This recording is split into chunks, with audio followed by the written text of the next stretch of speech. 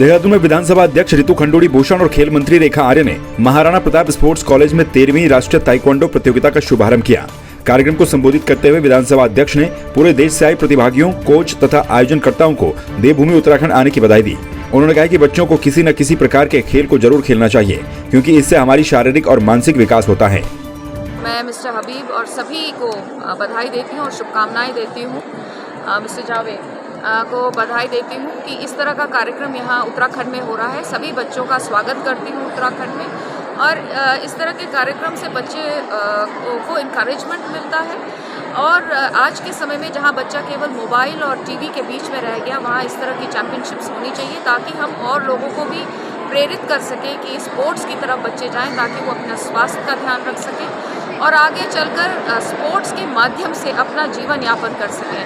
तो ये एक ऐसा स्किल है जो हमें हर बच्चे को देना चाहिए। मैं बधाई देती हूँ पूरी इनकी समिति को, एसोसिएशन को, कि इतना बढ़िया कार्यक्रम ये उत्तराखंड में कर रहे हैं। बहुत बहुत शुभकामनाएं और बधाई।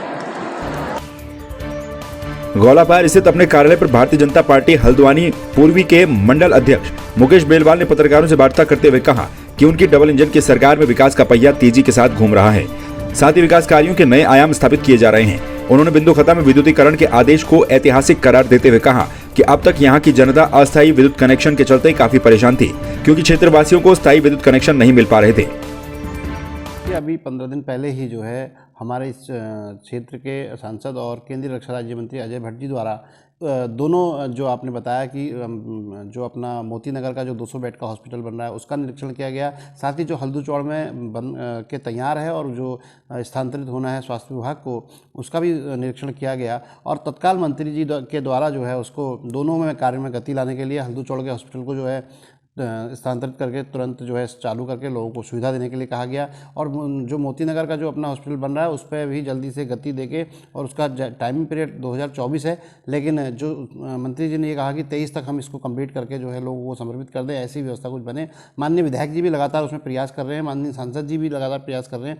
भारतीय जनता पार्टी की सरकार का एक ही उद्देश्य है कि लोगों को अधिक से अधिक लाभ हो, चाहे वो स्वास्थ्य के क्षेत्र में है चाहे अन्य क्षेत्र में हो, सब हमारी जो जनता है उनको उसका लाभ मिलना चाहिए और सब लोग उसमें काम करते हैं। कांग्रेस ने देहरादून में प्रेस वार्ता करते हुए बीजेपी पर जमकर निशाना साधा। कांग्रेस के प्रदेश कार्यालय में की गई प्रेस वार्ता में उप नेता प्रतिपक्ष भुवन कापड़ी ने लोक सेवा आयोग की भर्ती नियमावली पर कई सवाल खड़े किए। कापड़ी ने कहा कि समूह गौ की भर्तियों पर उत्तराखंड के युवाओं को रोजगार देने के लिए स्थायी प्रमाण पत्र की जरूरत होनी चाहिए, लेकिन आयोग के द्वारा ये शर्त भी रखी गई है कि युवाओं की 10वीं और 12वीं उत्तराखंड बोर्ड से होनी चाहिए। उन्होंने कहा है कि एई और जेई के परिणाम घोषित होने पर भी नियमों का उल्लंघन किया गया है। उत्तराखंड अधीनस्थ सेवा चयन आयोग, वो मैंने नहीं कहा, तथ्यों ने कहा, और तथ्यों ने स्पष्ट किया कि भ्रष्टाचार है और उसकी जांच होनी चाहिए। युवाओं के भविष्य को सुरक्षित किया जाना चाहिए। और सरकार खुद कहती है कि 45 लोग हमने गिरफ्तार किए, लेकिन कमजोर पैरवी से 25 से ज़्यादा लोग छूट गए हैं। अब यही तथ्य कह रहे हैं कि लोक सेवा आयोग में भी भ्रष्टाचार की जड़ें फैली हुई हैं, और हम अधीनस्थ सेवा चयन आयोग की भर्तियों को लोक सेवा आयोग को दे रहे हैं। तो सामने आपके साफ स्पष्ट है, लोक सेवा आयोग की नियमावली कहती है 1 से 5 पद हैं तो उसके सापेक्ष 5 गुने, 6 से 10 हैं तो उसके सापेक्ष 4 गुने, 11 से ज़्यादा हैं तो उसके सापेक्ष 3 गुने लोग बुलाए जाएं। पॉलिटेक्निक प्रवक्ता में जिसमें 1 पद था तो 5 लोगों को बुलाया जाना चाहिए था, उन्होंने 8 लोगों को बुलाया और 8वें को सिलेक्ट कर दिया। तो साफ भ्रष्टाचार दिख रहा है। अभी एक छात्र ने अपनी कॉपी मांगी है, उस कॉपी में साफ साफ कटिंग दिख रही है, जो कि उनकी नियमावली कहती है कि रीचेकिंग होती नहीं है, रिकाउंटिंग होती है और काट छांट नहीं होनी चाहिए, वो नियम के विरुद्ध है। तो बाहर जो अंक तालिका में नंबर भरे गए वहाँ कटिंग है, अंदर अलग अलग कटिंग है, साफ दिखाई दे रहा है। तो भ्रष्टाचार स्पष्ट हो रहा है। उसके साथ ही जो अभी जेई और एई का रिजल्ट निकाला है, तो जेई के 176 पदों के सापेक्ष 3 बुलाए, एई के 3 गुने बुलाए हैं, वो नियम के साथ है। लेकिन जेई के 776 पदों के सापेक्ष 3721 लोग बुला दिए 5 गुने, तो साफ दिख रहा है वो नियम के विरुद्ध है। नियम के विरुद्ध है, अर्थात नीचे के लोगों को जो है शामिल करने की तैयारी है। 100 नंबर का जो है वाइवा है, तो 100 नंबर के इंटरव्यू में बहुत बड़ा हेरफेर हो सकता है, जो कि पॉलिटेक्निक प्रवक्ता में 20 नंबर 25 नंबर ज़्यादा देकर उसे सेलेक्ट किया गया है। तो भ्रष्टाचार की तैयारी जेई में शुरू है, पहले कर चुके हैं। तो सरकार के सामने हमने पक्ष रखा है सरकार को जांच करनी चाहिए और जो कॉपी उस छात्र ने मांगी है उस कॉपी की कटिंग की फॉरेंसिक जांच होनी चाहिए कि ये रिजल्ट से पहले कटिंग हुई, बाद में हुई, सिलेक्शन के बाद हुई, क्या कर रहे हैं, और उस एग्जाम की जांच होनी चाहिए पूरे 45 पदों। लालकुआं के हल्दूचौड़ क्षेत्र में स्थित लाल बहादुर शास्त्री राजकीय स्नातकोत्तर महाविद्यालय में एक दिवसीय नशा उन्मूलन प्रकोष्ठ कार्यक्रम का आयोजन किया गया, जिसका उद्घाटन additional SP city Harvansh Singh ने किया। इस दौरान विद्यालय के छात्र छात्राओं के द्वारा नशा उन्मूलन कार्यक्रम के तहत नशे से दूर रहने के लिए और लोगों को जागरूक करने के लिए कार्यक्रम आयोजित किए गए। कार्यक्रम में लालकुआं के एसएचओ डीआर वर्मा, एसआई त्रिभुवन सिंह और एसआई वंदना चौहान भी मौजूद रहे। परिणामों के बारे में बताया है और नशा एक बहुत ही सामाजिक बुराई है।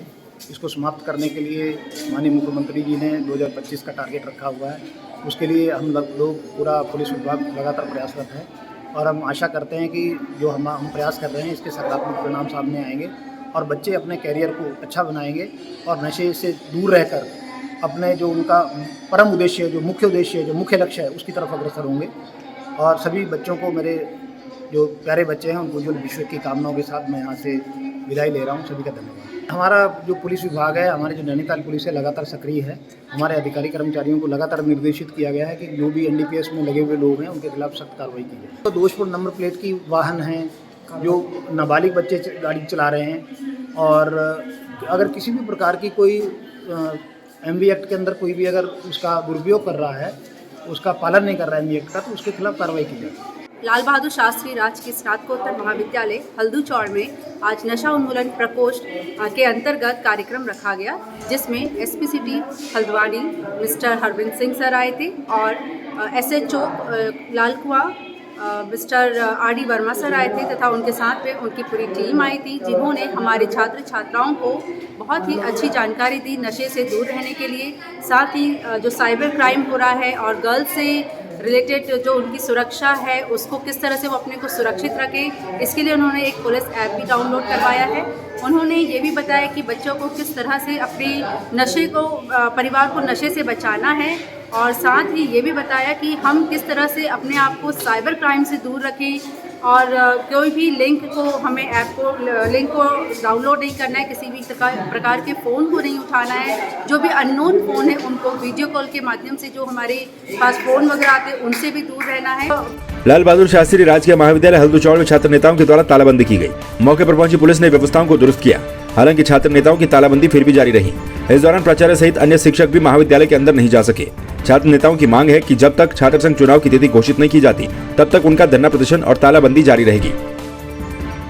हमारी मांगे, मुख्य मांगे जो हैं छात्र संघ चुनाव को करवाने के लिए है और जो मतलब मुख्य मांगों में हमारी कुछ मांगे ऐसी हैं जैसे एमएससी की कक्षाएं संचालित हों और एमए आए यहाँ और काफ़ी जैसे लाइब्रेरी में पूर्ण व्यवस्था हो, किताबों की आपूर्ति हो और जैसे कि ये छात्र छात्राओं। शिक्षा मंत्री पहले आए थे, पूर्व में उन्होंने कहा था सारी मांगे मान ली जाएंगी, उसके बाद शिक्षा मंत्री का खाली ये खोखले आश्वासन थे।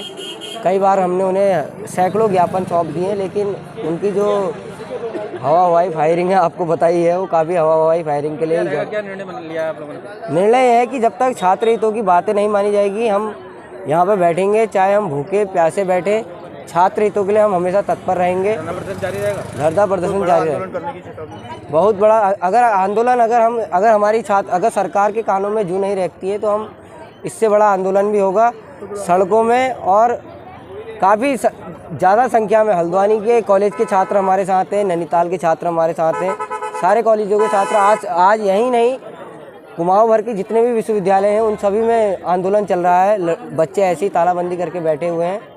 अभी रामनगर में भी आपको थोड़ी देर बाद खबर आ जाएगी। शिक्षा भी प्रभावित हो रही है। शिक्षा प्रभावित हो रही है, हमें भी पता है उस चीज़ से, लेकिन शिक्षा अगर जब छात्र ही अगर उससे प्रभावित रहे तो ये कहाँ का न्याय है। हमारी तो मांगे वैसे कई सारे, तो हमारी मुख्य मांग है कि छात्र संघ चुनाव जल्दी से जल्दी कराया जाए। जैसा कि उच्च शिक्षा मंत्री धन सिंह रावत जी ने कई बार हमको आश्वासन तो मतलब दे रखे हैं कि छात्र संघ चुनाव कराए जाएंगे, पर ये खाली आश्वासन देने इस बात को टाल दिया जा रहा है बार बार। मामला हाईकोर्ट में भी गया था, हाईकोर्ट से भी राहत मिल गई थी, छात्र संघ चुनाव होंगे, लेकिन यहाँ का प्रबंधन क्या कह रहा है? यहाँ का प्रबंधन कह रहा है कि आगे से अगर आएगी इस बार की तो हम छात्र संघ चुनाव कराएंगे। तो आगे आप क्या करेंगे आप लोग? जब तक छात्र संघ चुनाव की कोई डेट अगर घोषित नहीं होती तब तक हम यहाँ पे तालाबंदी करेंगे, चाहे 1 दिन हो, 2 दिन, 3 दिन, 4 दिन हम यहाँ पे बैठे रहेंगे और तालाबंदी होगा यहाँ पे। यहाँ पे जब तक छात्र संघ की तिथि घोषित नहीं होगी तब तक हम यहाँ पे तालाबंदी रखेंगे। क्या मांग है, किस वजह से धरना प्रदर्शन जारी है? हमारी मांगे ये है कि हमारी कोई सुनवाई नहीं हो रही कॉलेज के अंदर और हमारे ऊपर से कोई डेट नहीं आ रही है। कॉलेज प्रशासन से कहा जा रहा है तो कॉलेज प्रशासन बोला है कि ऊपर से कोई डेट नहीं आएगी तब तक हम कुछ नहीं करेंगे। शिक्षा मंत्री यहाँ पर आए थे, उन्होंने आश्वासन दिया था, क्या लगता है? शिक्षा मंत्री जी ने कहा कि आप अपनी तैयारी चालू रखिए, डेट जरूर आएगी, मगर कोई डेट नहीं आ रही है। 12 तारीख से एग्ज़ाम चालू है। मांगे पूरी नहीं होती, क्या करेंगे आज? मांगे पूरी नहीं होगी तब तक हम यहाँ धरना प्रदर्शन करेंगे और हम डेली करते रहेंगे जब तक हमारी डेट नहीं आएगी। ऐसा है, छात्रों ने हमें ये ज्ञापन दिया है कि ये छात्र संघ चुनाव की इनकी डिमांड है और जो हमने अपने उच्चाधिकारियों को इनका ज्ञापन प्रेषित कर दिया है और जैसा कि हमें निर्देश प्राप्त होंगे उस हिसाब से हम कार्यवाही करेंगे आगे। कुछ विद्यालय में जो लाइब्रेरी की समस्या बताई थी, शौचालय वगैरह, इनको लेकर के भी कुछ नहीं, मांगे बता हाँ, जो कह रहे हैं ये पुस्तकालय के लिए, तो हमें जो भी ग्रांट हमें मिली थी लाइब्रेरी के लिए तो हमने बुक्स का ऑर्डर पहले से ही कर रखा है और बुक्स हमें मोस्ट प्रोबेबली आज या कल में मिल जाएंगी। तो थोड़ा चढ़ाने में उसमें प्रोसेस में 3-4 दिन का समय लगता है, जहां तक है हम अगले हफ्ते से इनको इशू कर देंगे बुक्स। चुनाव एक बड़ा मुद्दा बनाया हुआ है, हाँ। सबसे अहम मुद्दा वही देखा जा रहा है, तो हाँ। उसमें कब तक जो है इनकी जो समस्या है उसका समाधान होने की कार्रवाई? ये तो महाविद्यालय स्तर का ये मामला नहीं है, ये तो उच्च स्तर का मामला है। जैसा भी वहाँ से हमें निर्देश प्राप्त होंगे हम उसी के अनुसार कार्रवाई करेंगे। कराया अधिकारियों को? हाँ, पहले भी इन्होंने हमें ज्ञापन दिया था, वो हमने आगे प्रेषित कर दिया था उसको।